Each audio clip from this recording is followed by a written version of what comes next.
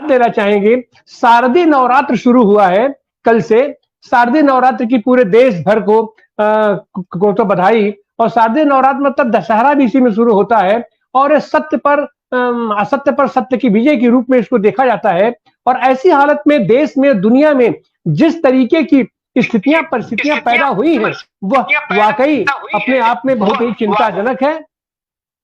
वो अपने आप में ये बहुत ही चिंताजनक है। हमारे साथ सोनवने जी जुड़ गए हैं। सोनवने जी, अपनी अपनी बात आप रखें, अपनी टिप्पणी। सोनवने जी अनम्यूट कर लीजिए। जी जी, शुक्रिया। और सभी साथियों को जोहार, जिंदाबाद, जय भीम। सबसे पहले इजराइल से शुरुआत करते हैं। तो द्वितीय महायुद्ध में जो जीवित एक योद्धा थे, उन्होंने कहा था, war is the organised crime against humanity. युद्ध जो है ये हथियारों का धंधा है। और इस मैं कहूंगा, और एक स्टेटमेंट में कहना चाहूंगा कि दुनिया में जो आतंकवाद है उसका जनक जो है वो इजराइल है। और ये इजरायली नीति के बदौलत ही पूरा जो है विश्व आज आतंक से पीड़ित है। और हम देखेंगे कि इसीलिए महात्मा गांधी से लेके पंडित नेहरू हो, इंदिरा गांधी हो, सभी हमारे आज तक जितने भी प्राइम मिनिस्टर हुए, वो जो है वो पैलेस्टीन के साथ में थे। यासर अराफात और फिडेल कास्ट्रो के साथ वो देते थे। और सब जो थे वो सब जो है वो इजराइल के खिलाफ थे, क्योंकि वो जानते थे क्योंकि ये पूरा अरब का इलाका है और इजराइल की निर्मित जो है, ये निर्मित अवैध है, एक तरह से ये इंक्रोचमेंट है उनका, और ये जो है अशांति फैला रहा है। तो इसका जो है निषेध ही करना चाहिए, क्योंकि पहली बार मोदी जी ने इजराइल की बाजू ली है। पूरे इतिहास में, तारीख में पहली बार भारत ने जो है वो इजराइल की बाजू ली है। ये सरासर गलत भी है।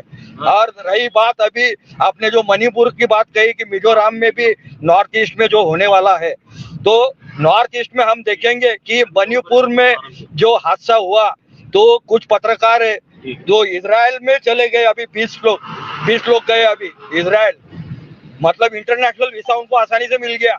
लेकिन मणिपुर में कहाँ तक ये गोदी मीडिया में चर्चा हुई, आप देखेंगे तो कुछ भी चर्चा नहीं हुई है इसमें। ना ही मोदी जी 4 महीने होने के बावजूद वहां तक आज तक भी वो पहुंचे हैं। दूसरी बात, जो अभी इलेक्शन 5 स्टेट में होने जा रहा है, तो आपने देखा अभी कि एमपी में शिवराज मामू को भी सीएम करके उन्होंने चेहरा नहीं अभी इस बार दिया है। मामू को भी बाहर हटा लिया है। और वसुंधरा राजे को भी उन्होंने जानबूझकर हेतु पुरस्सर ऐसा ये किया हुआ है, क्योंकि उन्होंने क्या किया है, उनकी रणनीति ये है कि यदि आप ठाकुर है तो ठाकुरों को कह रहे हैं कि अगला प्राइम मिनिस्टर हम ठाकुर बनाने जा रहे हैं। आदिवासी है तो आप कह रहे हैं, बीजेपी वाले कह रहे हैं कि आने वाला जो सीएम है वो हम आदिवासी बनाएंगे। ब्राह्मण है तो उसको कह रहे हैं कि आने वाला जो सीएम है वो ब्राह्मण बन सकता है। पटेल है तो उसको भी वही बोल रहे, कुर्मी है तो उसको भी वो मतलब आशा पे रख रहे हैं। तो ये रणनीति उनकी है, इसीलिए उन्होंने शिवराज और वसुंधरा राजे को सीएम का चेहरा नहीं दिया और बाजू में उनको हटाया है। और उसके अलावा हम महाराष्ट्र की बात करें तो महाराष्ट्र में सबसे हटके एक प्रोग्राम यहाँ पे हुआ था, क्योंकि जो नए जो लॉयर है, नए लड़के जो लॉयर बन चुके हैं, तो उनके लिए एक प्रोग्राम यहाँ पे रखा गया था, जिसका आयोजन जो है महाराष्ट्र और गोवा बार काउंसिल ने किया था। तो इसके तहत यहाँ के जो पीडीजे थे, स्वप्निल जी कट्टी जो प्रिंसिपल जज है वो थे। उसके अलावा ये बार महाराष्ट्र और गोवा काउंसिल के जो अध्यक्ष है, मतलब दोनों स्टेट के जो अध्यक्ष है, वो एडवोकेट विवेकानंद जी घाटगे, और उसके बाद में जो है संग्राम जी देसाई और विवेक अत्रे, ये 3 लोग आए थे लेक्चर देने के लिए।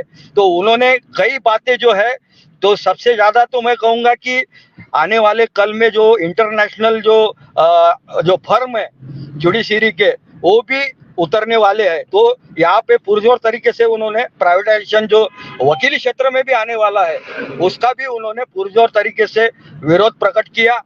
और उन्होंने बहुत ही अच्छे जो है तकरीरें, स्पीचेस वहाँ पे हुई।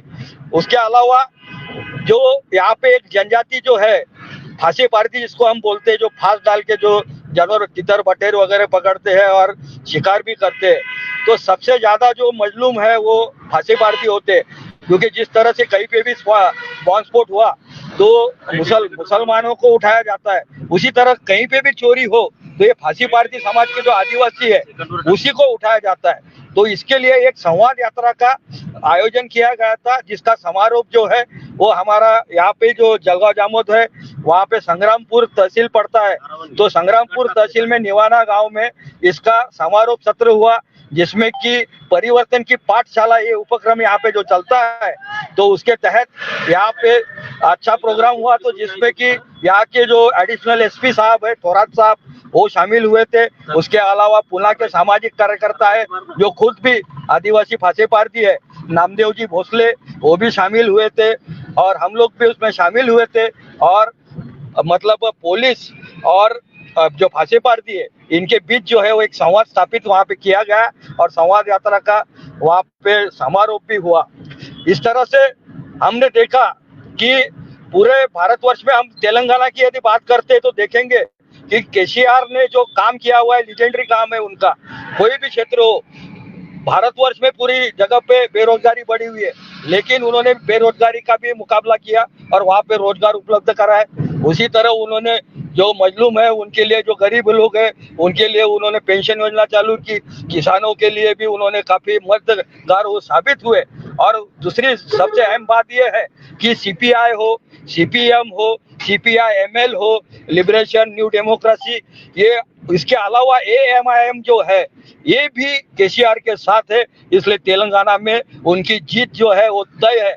और इसी के बदौलत वो महाराष्ट्र में भी घुसना चाहते थे, लेकिन अभी थोड़ा सा उन्होंने इधर का फोकस कम किया है, लेकिन फिर भी उन्होंने अच्छी तरीके से यहाँ पे उन्होंने जो है प्रवेश किया था महाराष्ट्र में। तो इस तरह से जो राजकारण है, जो पॉलिटिक्स है, वो पॉलिटिक्स हम देखेंगे कि आने वाले कल में जो पुरजोर तरीके से जो है इंडिया जीतेगा, ये मुझे पूरा कॉन्फिडेंस है।